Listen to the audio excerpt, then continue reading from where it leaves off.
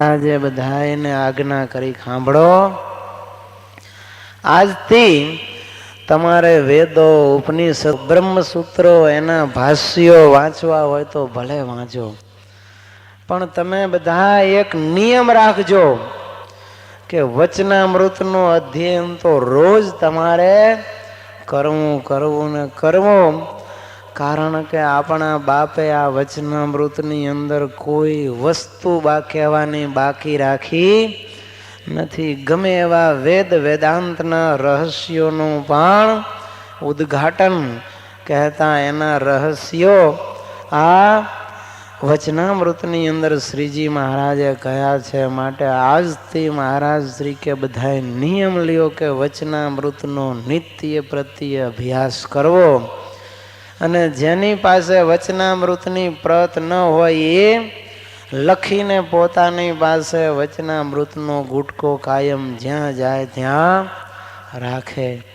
અને આજે પણ આપણા સંપ્રદાયમાં હરિભ મંદિર, શિખરબંધ મંદિર કે ગુરુકુલોમાં પણ દિવસમાં એકવાર વચનામૃતની કથા તો અવશ્ય સવારે અથવા સાંજે થતી જ હશે. તમે જુઓ, એટલે મહારાજ શ્રી કહે છે તમારે બીજા વાંચવા હોય તો વાંચો, ન વાંચો તો કંઈ નહીં, પણ આપણા બાપે લખેલું કહેલું જે વચનામૃત, શિક્ષાપત્રી અને સત્સંગી જીવન, આનું અધ્યયન તો બધાએ ડિટેલમાં કરવું.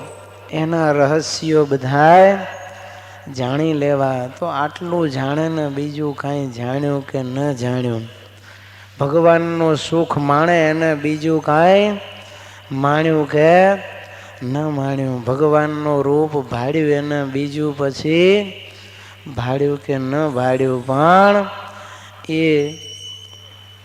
એ પોતે આ લોકને તરી અને અક્ષરધામને, આ ભવસાગરને તરીને અક્ષરધામને જરૂર પામે છે. એમાં કોઈ શંકાને સ્થાન નથી. માટે આજે આપણે પણ બધાએ નિયમ લેવું કે દિવસમાં કમસે કમ એક વચનામૃત જો ના વાંચી શકાય તો એક પેજ વચનામૃતનું અવશ્ય વાંચવું. ઘણા એમ દલીલ કરે છે કે સમજાતું નથી.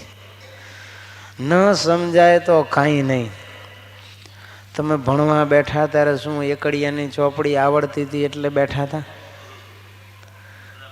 બગડિયું આવડતું હતું એટલે ભણવા બેઠા હતા? આવડતું હોય તો ભણવાની જરૂર શું છે? નથી આવડતું એટલા માટે તો ભણવાની જરૂર છે.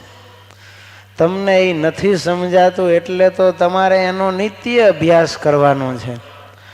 આવડી ગયું હોત તો કાંઈ સવાલ નહોતો. જો એટલે ન સમજાય તો પણ વાંચ્યા કરવું. તમે વાંચશો ને તેમ તેમ બુદ્ધિમાં પ્રકાશ થતો જશે. એટલે એમ ન માનવું કે આમાં ખબર નથી પડતી એટલે છોડી દે. આમાં ખોટનો ધંધો છે જ નહીં. સમજ્યા? ધંધામાં તમને ખબર ન પડતી હોય ને ધંધો કરતા જાઓ તો ક્યાંક હલવાઈ જાઓ. શેરની દલાલી કરતા, શેરની લે વેચ કરતા હોય ને હૂજ ન પડતી હોય તો કરોડોમાં હુડાવી દે ડોહાને. માટે એમાં તમને ન સમજણ પડે તો ધંધો બંધ કરી દેવો. પણ વચનામૃતમાં તો ન સમજણ પડે ને તોય વાંચજો. કંઈ નહીં તોય વાંચશો ને તોય તમને એનું ફળ મળશે. વાંચવાનું, સમજાવવાનું તો અલગ ફળ છે, પણ વાંચવાનું. લગ્નમાં જે જાય એને જમવા મળી જાય કે નહીં? ગયા હોય લગ્નમાં, ભંગી હોય ને ભેગો ઢોલ વગાડવા ગયો હોય તો એને મેવા મીઠાઈ મળે. જુઓ તમે. પછી એના સગા સંબંધી હોય નજીકના, એને પહેરામણી મળે, એ વિશેષ મળે. પણ લગ્નમાં જોઈન્ટ થયા એટલે ખાવામાંથી તમે જવાના નથી. જો એટલો. અને જાનૈયા કહેવા આવશો તમે, પાણીનો ગ્લાસ માગશો દોડીને માંડવિયા પાવા આવશે. જ્યાં સુધી માયરામ બેઠા છો ત્યાં સુધી તમારા માનપાન રહેવાના છે. જો એમાં ખોટ નથી જાનમાં જવામાં. એમ વચનામૃત વાંચવામાં કોઈ ખોટનો ધંધો નથી. કદાચ ઘરવાળી ખરાબ ભટકાઈ જાય વરરાજાને ખોટ છે, જાનૈયાને કોઈ ખોટ જ નથી. છૂટાછેડા બીજા દાડા લે તો એના બાપને ખોટ છે, ખર્ચો એને માથે પડશે. પણ તમારે તો જે કાંઈ ગુલાબજાંબુ, બરફી, ટોપરા પાક, બટાટા વડા, સમોસા, પાતરા, કચોરી ખાઈને પાછું જ આવવાનું છે. માટે ખોટનો જે ધંધો એ વરરાજાને છે, આપણે નથી. માટે આ વચનામૃત એવું છે, એમાં આપણે કોઈ ખોટ છે જ નહીં. જેટલું વાંચ્યું એટલું આપણું યાદ રહેતોય ભલે ન રહેતોય ભલે, વાંચ્યું એમ તો ભગવાન નોંધ લેશે કે નહીં. આ છાપા વાંચશું, મેગેઝિન વાંચશું, તારે એ અક્ષરધામમાં લખાશે કાંઈ કે આટલી કલાક આને ચિત્ત રાખી અને ગુજરાત સમાચારની પૂર્તિ વાંચી હતી, આખો સદ્દામનો ઇતિહાસ એણે મોઢે કર્યો છે, એમ કોઈ અહીંયા જોવાના નથી. જો પણ વચનામૃતનું અધ્યયન કર્યું હશે, શિક્ષાપત્રી વાંચી હશે, સત્સંગી જીવન વાંચ્યું હશે તો અક્ષરધામમાં લખા છે કે આટલી મિનિટો એને સતશાસ્ત્રનું અધ્યયન કર્યું. અને તમે વાંચશો ને તો જિજ્ઞાસા જાગશે જાણવાની. વાંચશો ને તો જાણવાની જિજ્ઞાસા જાગશે. આજ વાંચ્યું હશે, નહીં સમજાય તો કાલ સાધુ પાસે જાશો એટલે પૂછશો કે સ્વામી આ વાંચ્યું તો એમાં આ આવ્યું અને સમજાણું નહીં. જો પણ વાંચતા જ ન હોય તો ક્યાં જિજ્ઞાસા જાગવાની. છોકરા સાહેબને પ્રશ્ન પૂછે ને એને ઉલટાનું સાહેબને મજા આવે હો કે આ છોકરો વધારે જિજ્ઞાસુ છે, એ મને પ્રશ્ન પૂછવા આવે છે. જો વાદે વાદે જાય તે તત્વબોધ. જો પ્રશ્ન આન્સરમાં જ માણસને તત્વનો બોધ થાય. આ તો હવે અત્યારે સાહેબ સીધા ચોપડી લઈને મંડી પડે છે. પહેલાં આવું નહોતું. અધ્યાયપનનું કાર્ય કેમ થતું ખબર છે? જે શિષ્ય હોય એ ગુરુને પ્રશ્ન પૂછે અને ગુરુ એને જવાબ આપે. જો એ પ્રમાણે અધ્યયન થતું. વચનામૃતમાં પણ તમે જુઓ, શ્રોતાઓ તરફથી કે સંતો તરફથી પ્રશ્ન પૂછાય ને મહારાજ એના જવાબ આપે છે. ક્યારેક ક્યારેક મહારાજ કૃપા કરીને ભગવાનને એમ થાય કે આ એની બુદ્ધિની બહારની વાત છે, એ ભગવાન સ્વયં પ્રશ્ન ઉપજાવે. પહેલા પ્રશ્ન જ ઉપજાવતા ને પછી એના જવાબમાં ભગવાન કહેતા. જો ખુદ ભગવાન પ્રશ્ન પૂછે અને પછી ઓડિયન્સમાંથી કોઈ જવાબ ન દે સભામાંથી, તો ભગવાન સ્વયં એનો જવાબ આપે. અને ક્યારેક ક્યારેક ભગવાનના કૃપા વાક્ય હોય કે એમાં સીધા જ ભગવાન ઉપદેશ દેવા લાગે. એમાં ક્યારેક કોઈકનું એવું આચરણ ભગવાને જોયું હોય એટલે એને સુધારવા માટે ભગવાન જનરલ સેન્સમાં પર્ટિક્યુલર કોઈ વ્યક્તિનું નામ લઈને ન કહે, પણ એકનું વર્તન જોઈ અને આખો સત્સંગ સમાજ એવી ભૂલ ન કરે અને એનું કલ્યાણ આને આ જન્મે થઈ જાય એવા વિચારથી ભગવાન કૃપા વાક્ય કહેતા. અથવા તો સ્વયં સ્ફૂર્ણ ભગવાનને થાય કે મારે આજે આ વાત કરવી છે રહસ્યની, તો પ્રશ્ન પૂછ્યા વગર ભગવાન રહસ્ય સીધા કહેવા લાગે. તો વિશેષપણે અધ્યયન અધ્યાપનનું કાર્ય પ્રશ્ન ઉત્તરના સ્વરૂપે થતું. જુઓ તમે વાંચો, જૂના શાસ્ત્ર બધા વાંચો ને ભાગવત જુઓ, સત્સંગી જીવન જુઓ, વચનામૃત જુઓ, આ બધામાં જો રાજાએ પ્રશ્ન પૂછ્યો હોય છે કે જે મુખ્ય શ્રોતા હોય એને પ્રશ્ન પૂછ્યો હોય ને એના વક્તા હોય એ ઉત્તર કરે. તો એમ તમે જ્યારે કંઈક વાંચશો ને ત્યારે તમારામાં જિજ્ઞાસા જાણવાની જાગશે કે આનું કેમ હશે, અને ઓટોમેટિક જ્ઞાન થવા મનશે. અને તમે અત્યાર સુધી જે કાંઈ સમજો છો એમાં કેટલા ટકા સાચું છે અને કેટલા ટકા ખોટું છે. ખરેખર તમે 24 કેરેટનું સોનું જાણીને બેઠા છો એ 16 કેરેટનું છે કે 12 કેરેટનું એ આપણે સોની પાસે જઈએ ત્યારે ખબર પડે, અથવા તો આપણે સોનાના જ્ઞાતા થઈ જઈએ અને ચેક કરીએ ત્યારે ખબર પડે. નિકસ હોય એના ઉપર એના કસ કાઢે, જો પથરા ઉપર. એમાં વચનામૃત આદિ શાસ્ત્રો છે એ આપણા જ્ઞાનના નિકસ છે. શું છે? એમાં આપણો કસ નીકળે કે આપણે ખરેખર કેટલા ટકા સાચું જાણીએ છીએ અને કેટલા ટકા ખોટું જાણીએ છીએ. આ બધી પરંપરા જે વાતો સાંભળેલી એ તો બધું ડોશી પુરાણ કહેવાય. શું કહેવાય? એમાં ભેગ ઘણા ભળી ગયા હોય.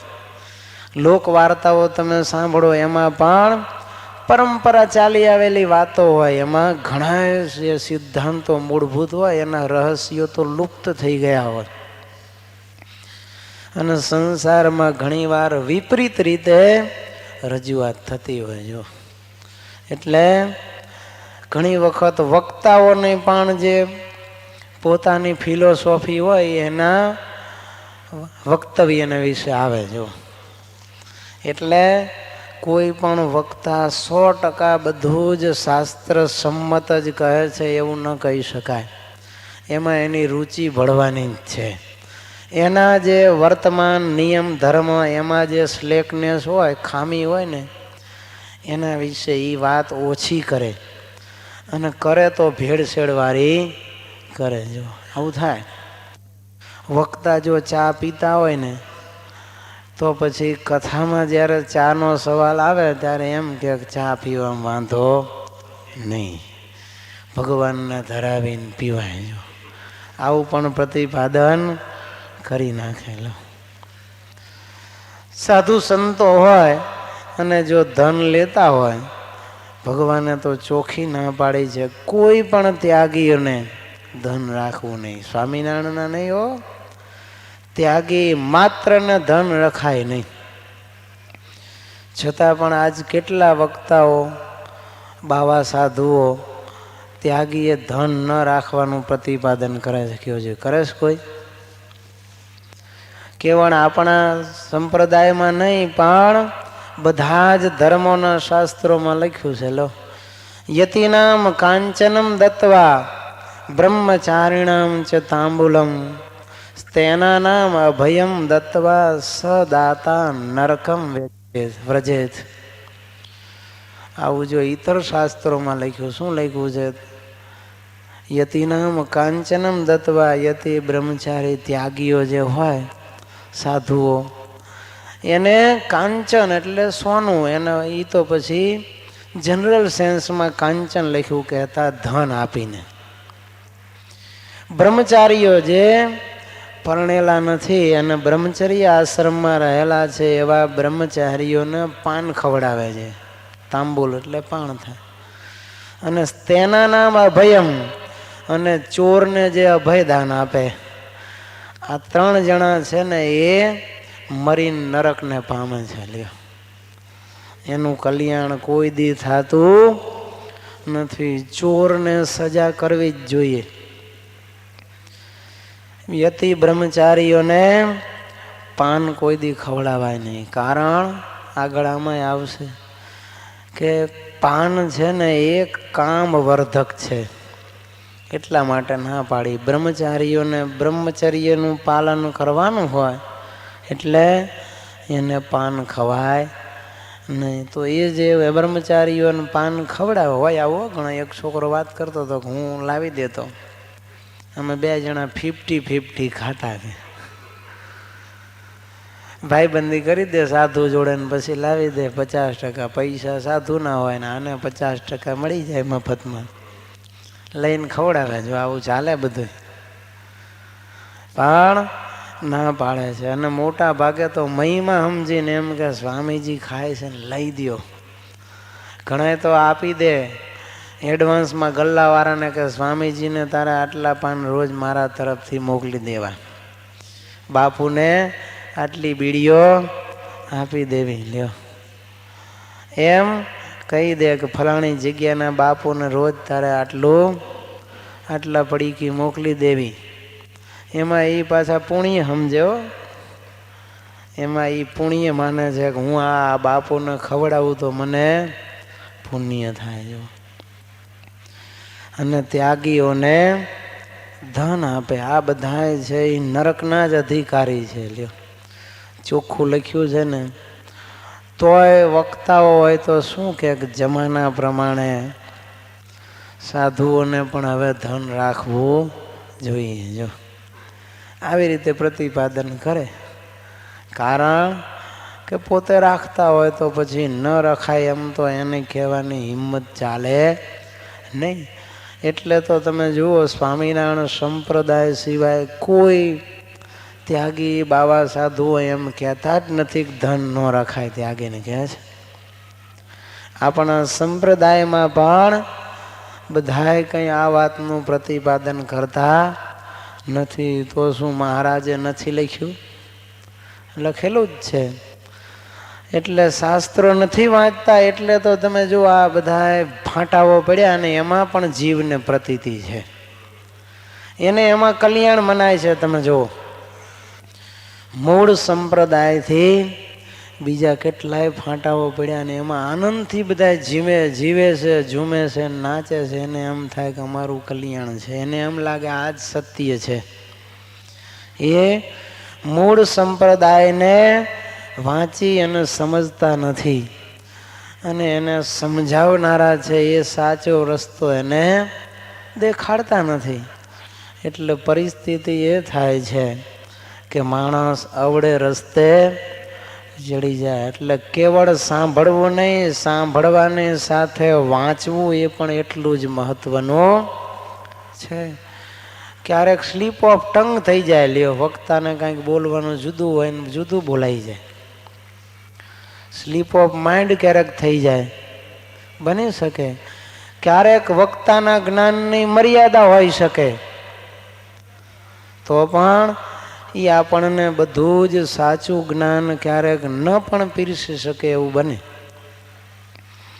તો એવા સમયમાં આપણે જે કાંઈ સાંભળ્યું હોય અને શાસ્ત્રમાં વાંચીએ અને બે એક જ થતું હોય ત્યારે એ વાત 100% સાચી અને એ પ્રમાણે ચાલો તો પછી કલ્યાણમાં કોઈ વિઘ્ન નહીં. જો એટલે આચાર્ય મહારાજે આજ્ઞા કરી કે આજથી તમે બધાએ નિયમ લ્યો કે વચનામૃત અવશ્ય દિવસમાં એકવાર એક તો મિનિમમ વાંચવું ને વાંચવું.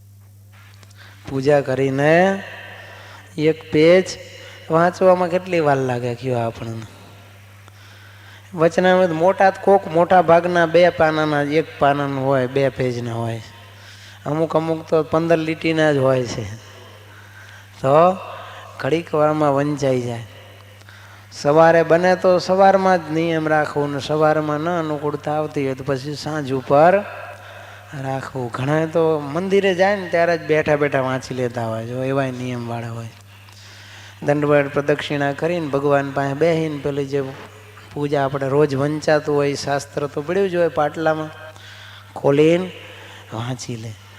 તો એમ આ નિયમ રાખશું તો આપણું રૂડું ચોક્કસ થશે. એમ લખ્યું છે કે 100 વખત વચનામૃતનો પાઠ કરે તો એને ભગવાન તેડવા આવે. લ્યો, 100 વખત વચનામૃત વંચાઈ જાય તો એને ભગવાન ધામમાં લઈ જાય.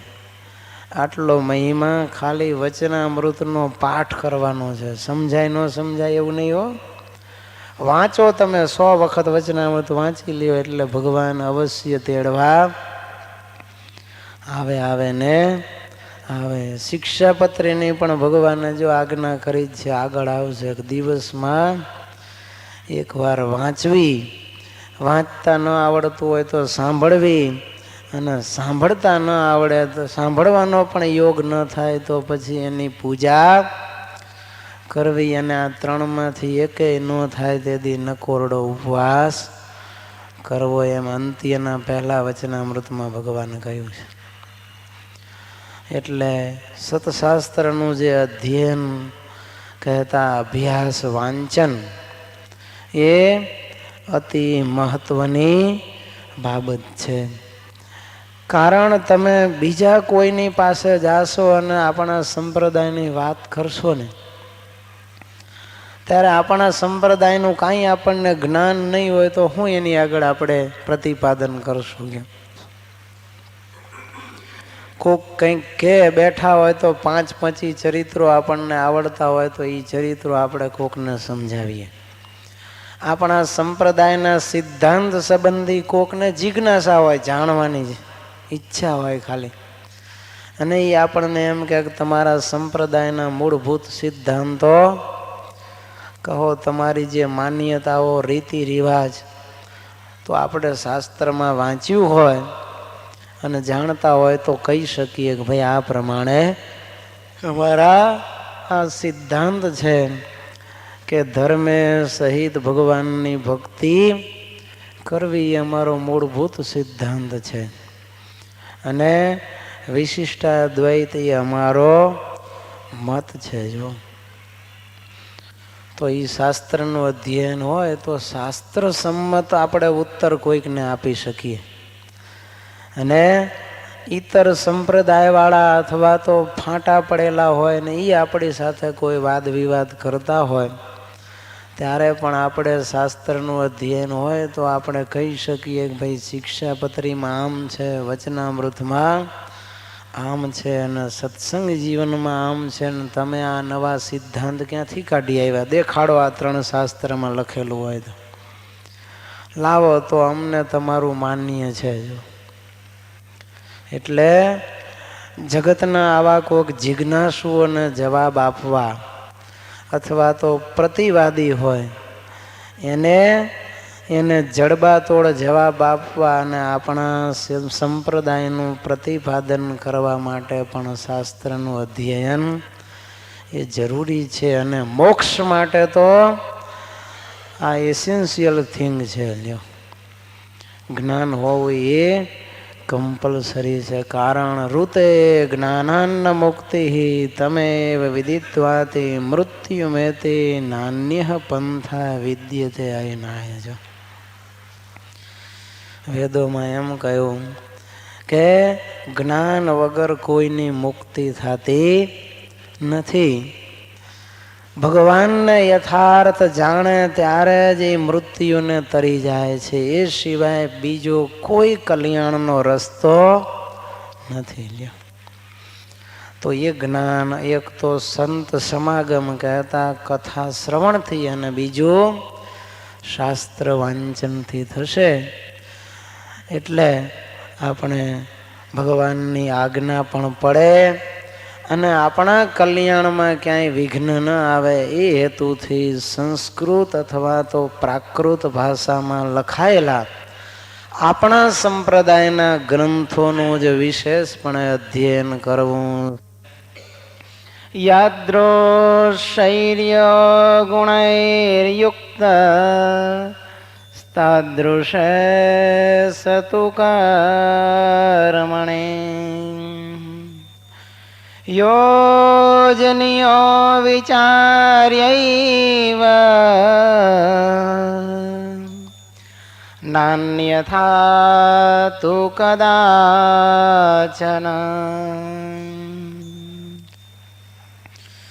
ભગવાન સ્વામિનારાયણ કહે છે, જે મનુષ્ય જેવા ગુણ કરીને યુક્ત હોય તે મનુષ્યને તેવા કાર્યને વિશે વિચારીને જ પ્રેરવો, પણ જે કાર્યને વિશે જે યોગ્ય ન હોય તે કાર્યને વિશે તેને ક્યારેય ન પ્રેરો.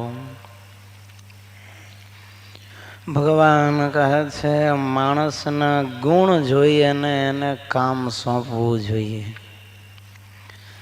એની આવડત, એની રુચિ એ જોઈએ ને આપણે એને કામમાં પ્રેરીએ ને તો એ કાર્ય સક્સેસફુલ થાય.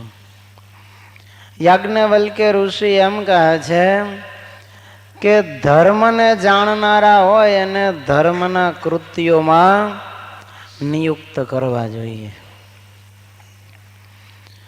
હવે કોઈ કવિ હોય કે લેખક હોય, નવલકથાઓ લખતા હોય કે પછી નેચરલ પ્રાકૃતિક કવિ હોય, એને આપણે કર્મકાંડમાં જોડી દઈએ તો થોડું આવડે. ભલે બેયને ગાવાનો જ ધંધો છે, પણ એ તો પ્રાકૃતિક કવિ છે, એને કાંઈ કર્મકાંડના શ્લોકો કેમ કર્મકાંડ કરાવવું એમાં સમજણ પડે ને. એ તો કાવ્યો બનાવી જાણે.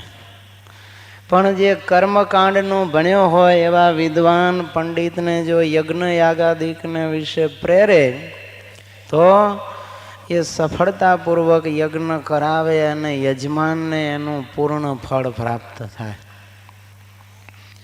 દ્રવ્ય સંપાદન કરવામાં જે હોશિયાર હોય એવા વેપારીઓ હોય અને પંડિત હોય એવાને દ્રવ્ય સંપાદનકારો એમ કાર્યમાં યોજવા જોઈએ. સ્ત્રીઓની વચ્ચે કંઈક કામ કરવા રાખવા હોય તો ત્યાં નપુંસકોને યોજવા જોઈએ, અથવા તો દ્રઢ નિષ્કામી વર્તમાનવાળા જે ભક્તો હોય, ઉંમરલાયક જે હોય, એને સ્ત્રીઓ સાથે જે વ્યવહાર કરવાનો હોય એમાં એની નિયુક્તિ કરવી જોઈએ.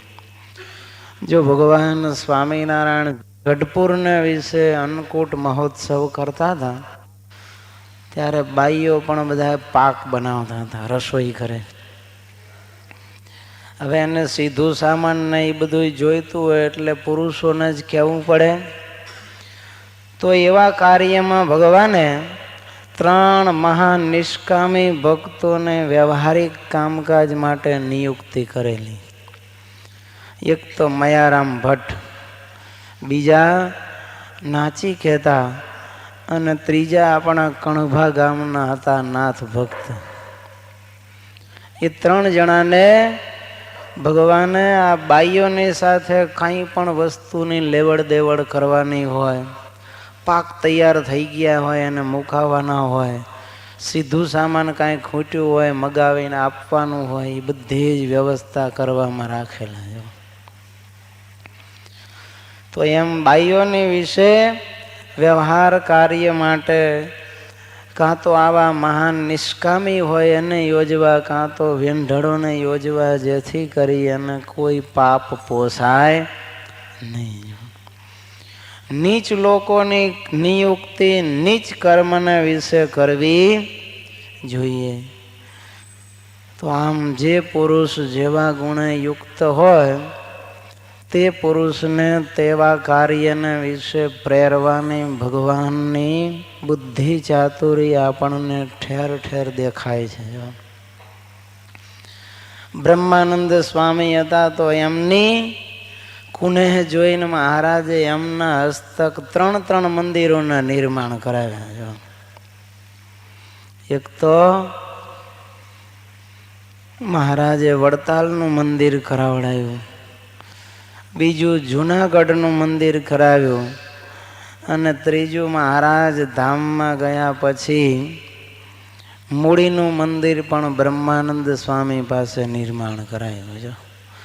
મહારાજ કે સ્વામી મૂડીનું મંદિર પૂરું કરશો ને પછી ધામમાં લઈ જઈશ, ત્યાં સુધી લઈ જઈશ નહીં. જો તો એમની જે કુનેહ હતી એનો પૂરેપૂરો ફાયદો ભગવાન લેતા હતા.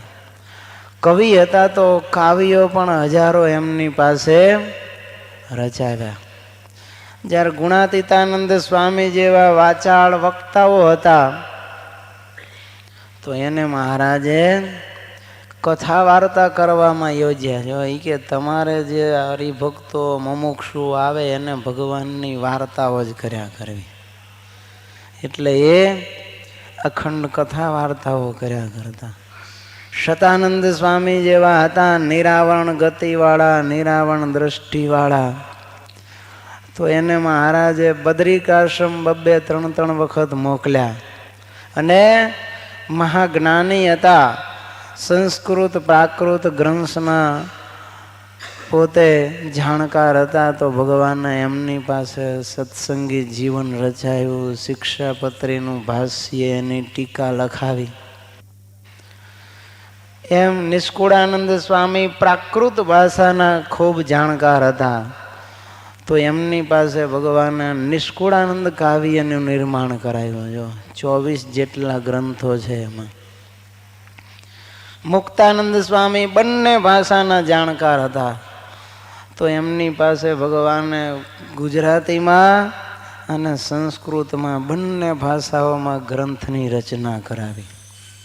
વળી સ્વામી અતિશય વ્યવહારુ અને વિવેકી હતા, તો મહારાજ એમને પોતાની સાથે પણ વિશેષપણે રાખતા અને ક્યાંક પ્રોબ્લેમ ઊભા થયા હોય તો મુક્તાનંદ સ્વામી દ્વારા સત્સંગીઓને વિશે સમાધાન કરાવતા. જો કોઈને અવગુણ આવી જાય તો મુક્તાનંદ સ્વામી એને ઠેકાણે લાવે.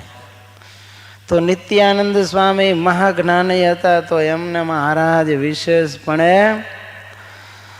ગ્રંથોની રચનામાં અને સભાઓ જીતવામાં, વાદ વિવાદ જ્યાં થતો હોય, બીજા સંપ્રદાયના લોકો આપણા ધર્મને અવૈદિક કહેતા હોય તો એવાની સાથે વાદ વિવાદ કરી અને આપણા સંપ્રદાયને વૈદિક છે એમ ઠરાવવા માટે મૂકતા. ગોપાળાનંદ સ્વામી એ પણ સર્વગુણ સંપન્ન હતા, તો એમને મહારાજે 2 દેશના મધ્યસ્થી તરીકે સ્થાપ્યા. લ્યો, મહારાજ કે સ્વામી જેમ કહે એમ 2 દેશના એ કરવું. તો એમ રહેતા ભલે વડતાલમાં પણ સ્વામી 2 દેશના સંતો અને આચાર્યોને પણ માન્ય હતા. જો કે પ્રોબ્લેમ થતા નહોતા, પણ સ્વામી એવા સુખદ સમાધાન કે નિર્ણયો પહેલાથી જ કરાવતા કે ઝઘડાનું કોઈ મૂળ ઊભું થાય જ નહીં.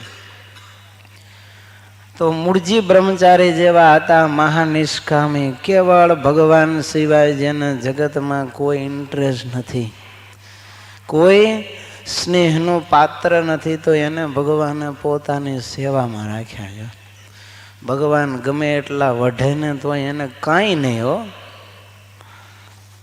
સજા કરે ને તોય ભગવાનમાંથી જરાય હેત ઓછું ન થાય. લ્યો, એક વખત તો બૂટ ચોપડવાના મહારાજે, મોજડીઓ હોય ને મહારાજની, કોક કે ચોપડી નવી આપી છે, ચોપડવા મહારાજે આપી છે, તે રામ ચાંદુ કરીને સત્સંગીના એક બીજા ભાગ્યા હતા. એ કે લાવો ને સ્વામી, મને મહારાજની મોજડી ચોપડવાનો લાભ આપો. એટલે એને તેલ ચોપડવા લીધી અને મહારાજ આવ્યા અને દેખી ગયા. મહારાજ કે તમારે કામ કરવું નથી, અમે તમને મોજડી ચોપડવા આપી હતી ને બીજાને કેમ દઈ દીધી? કોઈ દલીલ સાંભળે જ નહીં હો ભગવાન. બ્રહ્મચારી કે મહારાજ તારી વાત મારે સાંભળવી જ નથી, આજથી તું ચાલ્યો જા. તારે કોઈ દી પગમાં જોડા પહેરવાના નહીં. જો, અને ગળ્યું ચીકણું કાંઈ ખાવાનું નહીં. આવો નિયમ આપીને ભગવાને કાઢી મૂક્યા. લ્યો, તો ચાલી નીકળ્યા ચૂપચાપ, ભગવાન પાસે એક હરફ ઉચ્ચાર્યો નહીં. હવે બ્રહ્મચારીને તો કોણ ન ઓળખે કયો? જ્યાં જાય ને બ્રહ્મચારી અહીંયા મેવા મીઠાઈ લોકો બનાવે, પણ એ કે નહીં, મહારાજે ના પાડી છે મને ખાવાની. લુખો રોટલો ખાયો. એમ કરતા કરતા ડભાણ આવ્યા, ભાઈ રામદાસજી પાસે રહેવા લાગ્યા. જો, પણ ખાવાનું તો કોરું, જો નહીં તેલ કે નહીં ઘી, કાંઈ નહીં. જો લુખે લુખું ખાય. એમ કરતા કરતા ઉનાળાની સિઝન આવી ને, ત્યારે મહારાજ માટે કોક સરસ મજાની કેરી લઈ આવ્યા, આખો ટોપલો ભરીને. પણ હવે શાકની કેરી એ છે પાકી ગયેલી, જલ્દી પહોંચાડવી પડે ને. ઉનાળાની સિઝન, ધોમ ધકતો વૈશાખનો બળબડતો બપોર, કોઈ તૈયાર ન થયું કે કોણ આ કેરી લઈને જશે. ત્યારે મૂળજી બ્રહ્મચારી કહે છે, સ્વામી આજ્ઞા કરો તો હું જાઉં. અરે પણ તમે પગમાં જોડાય પહેરતા નથી ને આ તાપમાં એ કે એ તમે ચિંતા ન કરો, મહારાજની કેરી છે ને મારે પહોંચાડવી બસ. ઉઘાડા પગે વિચાર કરો, માથે ટોપલો લઈ અને આવા બળબડતા બપોરમાં ચાલે હો. અને ચાલતા ચાલતા ગઢડા પહોંચ્યા 4-5 દિવસે. ત્યાં જઈને કેરીનો ટોપલો મૂક્યો ને ભગવાને હામુય ન જોયો. લ્યો, જય નારાયણ કીધા ને ભગવાનને જવાબ જ ન આપ્યો. એમાં આ તો કેટલાય મહિનાઓ પછી બ્રહ્મચારીને જોયા એટલે એક ડોશી દેખી ગઈ. બ્રહ્મચારી મહારાજ આજ તો મારા ઘરે જમવા આવજો. બ્રહ્મચારીને જમવા તેડી ગઈ. સરસ મજાના લાડુની બનાવીને બ્રહ્મચારીને જમવા બેસાડ્યા. ત્યારે કે આ ખાવાનું નથી, લુખો રોટલો મને દે.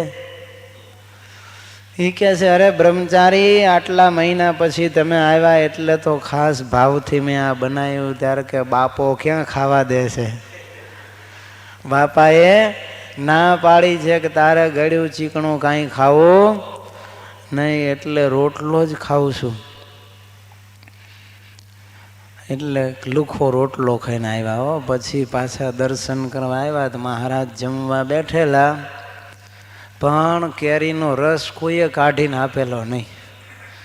બ્રહ્મચારી પગથિયા ઉપર બેઠા બેઠા જોવે. એમને મહારાજ ખાતા હતા. સરસ મજાની રસાળ કેરીનો ટોપલો બાજુમાં પડેલો. બ્રહ્મચારી કહે છે, અરે ક્યાંય ગયા? મહારાજની સેવામાં કોઈ નથી. આટલી સરસ કેરી છે ને મહારાજને કોઈ રસ કાઢીને પણ ખવડાવતું નથી.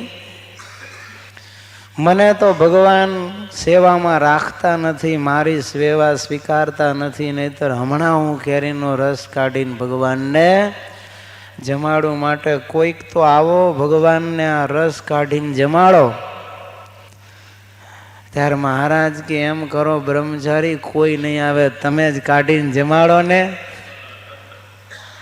દોડીને બ્રહ્મચારી તો હાથ ધોઈને બેસી ગયા ને મોટો કટોરો ભરીને ભગવાનને રસ કાઢીને જમાડ્યો. મહિનાઓ પછી મહારાજને જમાડવાનો ચાન્સ મળ્યો ને એવા રાજી થયા. ભગવાન કહે છે, બ્રહ્મચારી, વગર વાંકે અમે તમને ખખડાવીને કાઢી મૂક્યા વઢ્યા, તોય તમને અમારો અવગુણ ન આવ્યો. તમે અમારા સાચા સેવક છો. તો આવી સેવા ભાવના જેના અંતરમાં ત્રણેય કાળ મહારાજની સેવામાં હોય, ત્રણેય અવસ્થામાં લ્યો, જાગ્રત, સ્વપ્ન અને સુષુપ્તિ, ત્રણેય અવસ્થામાં મહારાજની સેવામાં જ હોય. એકવાર ઊભા ઊંઘતા હતા. મહારાજની બાજુમાં ઊભા હશે બ્રહ્મચારી. એટલે પછી સંતોન હરિભક્તો કે મહારાજ તમે પાર્શિયાલિટી કરો છો, પક્ષપાત રાખો છો. બ્રહ્માનંદ સ્વામીને સુરા ખાચર કે અમે ઊંઘ્યા ત્યારે બેરખા માથામાં માર્યા અને આ બ્રહ્મચારી નસખોરા બોલાવે છે તમારી પાસે ઊભા એને કાંઈ કહેતા નથી. મહારાજ કે સ્વામી એ ઊંઘતા નથી, એ તો અમારી સેવા. અરે આ નસખોરા બોલાવે તોય સેવા? મહારાજે તણીંગ દઈને માર્યો બેરખો. જાગ્યા એવા મહારાજને તેડીને ભાગ્યા હો, ઉપાડીને. અમદાવાદમાં હતા, બથ ભરીને ખંભા ઉપર લઈને ભાગ્યા સભામાંથી અને કોકના ઘરમાં લઈ જઈને હંતાડી દીધા ભગવાનને. મહારાજ કેટલા બ્રહ્મચારી તમે આ શું કરો છો? તો કે મહારાજ મને એમ થયું કે ભગવાન જે ઘરમાં બેઠા છે એ ઘરમાં આગ લાગી અને મહારાજને નહીં બચાવવું તો બળી જશે, એટલે તમને ઉપાડીને મહારાજ હું તો અહીં લઈ આવ્યો સેફ જગ્યાએ. જો ઊંઘતા હતા એમાંય સ્વપ્નું એને આવ્યું, તો સ્વપ્નમાં મહારાજની સેવામાં જ હતા. જો મને એમ થયું ભગવાનને આગ જાળી દેશે એટલે તમને ઉપાડીને અહીંયા આવતો રહ્યો. પાછા સભામાં આવ્યા ને મહારાજ કે સ્વામી પૂછો તો ખરા, ઊંઘતા હતા કે સેવામાં હતા?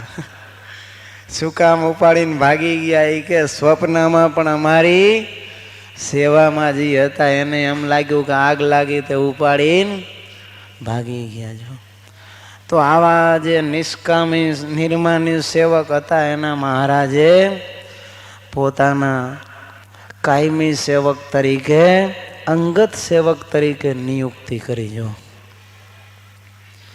તો સુરા ખાચર ને એ બધા ભગવાનને માટે જાન દઈ દે એવા હતા, તો એને ભગવાને પોતાના અંગરક્ષકો તરીકે કાયમ સાથે રાખ્યા. જો મહારાજ ઉપર કાંઈક વિઘ્ન આવે એવું લાગે તો કાઠીઓ લઈ લેવો જવાબદારી, પણ ભગવાનને ઊની આંચ ના આવવા દે. જાનના જોખમે ચારે બાજુ કડક પહેરો ભરે. જો તો એવા બધા સેવકોને ભગવાને હથિયારધારી બંદૂક ભાલા તલવાર સજાવીને કાયમ અંગરક્ષકો તરીકે સાથે રાખ્યા. એમ ભગવાન આપણને સ્વીકારે, શીખવાડે છે કે તમે પણ તમારી પાસે જે માણસો હોય એના ગુણ જોઈ અને એને એ કાર્યને વિશે પ્રેરજો.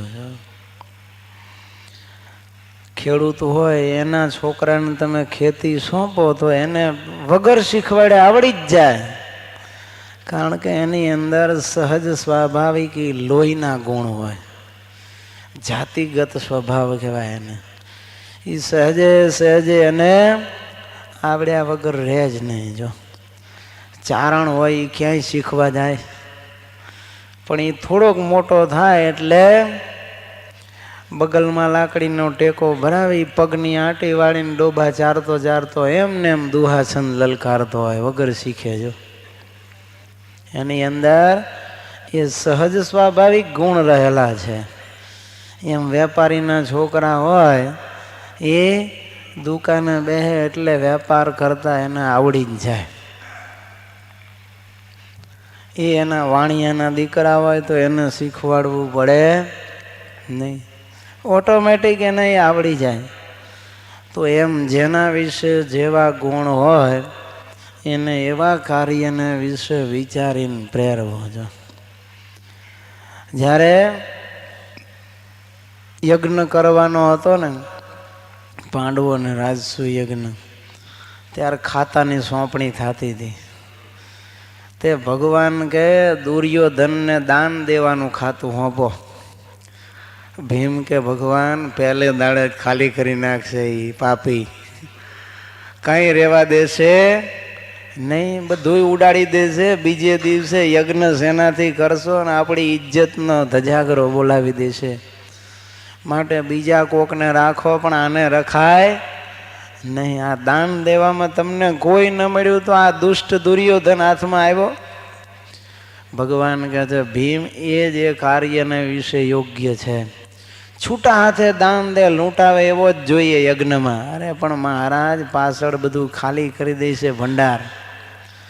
ભગવાન કે ચિંતા ન કરીશ, દુર્યોધનને ખબર નથી એના હાથમાં પદ્મ છે, એ જેટલું દેશે એનાથી વધારે વધશે ધન. તો દુર્યોધન દેવા માંડ્યો ને, જેમ જેમ દેતો જાય એમ કોઠાર ઉભરાતા જાય ધનના. શું થાય? ખૂટવાને બદલે બહાર નીકળવા માંડ્યું, હાજે દરવાજા બંધ ન થાય. દુર્યોધનને એમ કે આ પાંડવોનું ભોપાળું બોલાવું, ખૂટાડી દઉં. પણ દુર્યોધન જેટલું એના હાથે આપે એ એમને વધતું જાય. માણસો પોતાની હાથે ગાંડા બાંધી જાય એટલું ઓછું થાય, પણ દુર્યોધન દે એમ પાછું વધે. હાજે દરવાજા માંડ બંધ થાય. જો એટલું ધન એમને અખૂટ રહેતું હતું. એમ ભગવાને જાણ્યું કે આ દુર્યોધન જ આમાં લાયક છે. દેશે દુર્યોધન અને જે કાર થશે યુધિષ્ઠિરનો. જો એટલે ભગવાને જાણીને એની નિયુક્તિ એ કાર્યમાં કરી. ભીમને રસોડામાં રાખ્યો, કારણ એને ખાણીપીણીનું ખૂબ, એટલે એને રસોડાનું ખાતું, રસોઈયો હોય એને જ સોંપાય. બીજાને સોંપીએ તો આઈટમ બરોબર બને નહીં. એટલે જે ખાઉધરા હોય એને રસોડાનું કામ તમે સોંપો તો આઈટમ ટનાટન અને ખૂટે નહીં એટલી બનાવે કાયમ. પણ જો બીજાને હોંપ્યા હોય તો જે કોઠાર અંબળતા હોય એ કોઠારીને ભંડારનું કામ હોંપ્યું હોય તો ખૂટે. બોલો, કારણ કે એ ગણી ગણીને જ બનાવે. મસાલા પણ કે આટલા બધા હોય એટલા ન દેવાય, કિલો માગ્યા હોય તો 750 જ આપે, માથે 1 કિલો લખે કોથળી ઉપર. કારણ એને કોઠારમાં કરકસર કરવાની હોય, એટલે એને આપો તો ખૂટે. તો રસોઈયા હોય કે જે આવી રીતે એના જાણકાર હોય એને એ કાર્યમાં સોંપો, નિયુક્ત કરો એ કાર્યમાં, એટલે એ કાર્ય આપણું સફળ થાય. એક વખત શિવજીને કયું ખાતું છે? સંહારનું ખાતું છે. એને સંહાર કરવાનો, નાશ કરવાનું ખાતું. બ્રહ્માજીને ઉત્પત્તિનું, સર્જનનું ખાતું, અને વિષ્ણુને પાલન પોષણનું ખાતું. એટલે પાર્વતી અને શિવજીના બધા ચેલાઓ હતા. એ કે તમે હાવ ભોળા જ છો, તમને કેવું ભંગાર ખાતું આપી દીધું છે ભગવાને. હારા હારા બે ખાતા બ્રહ્મા અને વિષ્ણુએ લઈ લીધા. શિવજી કે એવું ના હોય, લે આવે જે ખાતું આપણે તો સેવાથી મતલબ નહીં, એટલે જ કહું છું ને તમે દૂધ પાક જેવા છો. કે આ ખાતું આપણે ન જોઈ, લોકો બધાય ગાળો દે છે, મારે બહાર નીકળવું કે નહીં? પાર્વતી કે જ્યાં જવું ત્યાં એમ કહે છે કે આ શંકરના પાર્વતી આવ્યા, હે હમણાં નાશ નોતર છે, મારે આ જોઈ નહીં. તમે ગમે એમ કરો પણ ખાતા બદલી કરી નાખો, ઓલા બે પાકા છે, હારા હારા ખાતા. એ કે તમે તણે એક હોય તો કેમ બદલી કરીને તમને નથી દેતા સારું ખાતું? શિવજી કે એવું ના હોય, અમે તો બધા ત્રણ એક જ છીએ. એ કે તો એક હોય તો બદલી નાખો, હાલો. તમને ત્રણ વયસે કોઈને ભેદભાવ ન હોય, તમને નહીં આપે. આપણે વિષ્ણુનું ખાતું લઈ લ્યો ને એને આ દઈ દો. જો વિષ્ણુનો કેટલો જય જયકાર થાય છે ને તમને લોકો ગાળો દે છે કે આ ત્રીજું નેત્ર શંકરે ખોયલું ને બધું ભાંગીને ભૂકો કરી નાખ્યું, ધરતી કંપ થયો, આગ લાગી, દુષ્કાળ પડ્યો. જ્યાં જુઓ ત્યાં તમારું જ નામ ખરાબ થાય છે. માટે આ ધંધો આપણે પોહાય નહીં. ગમે એમ કરો પણ તમારે ખાતું બદલી નાખવાનું છે.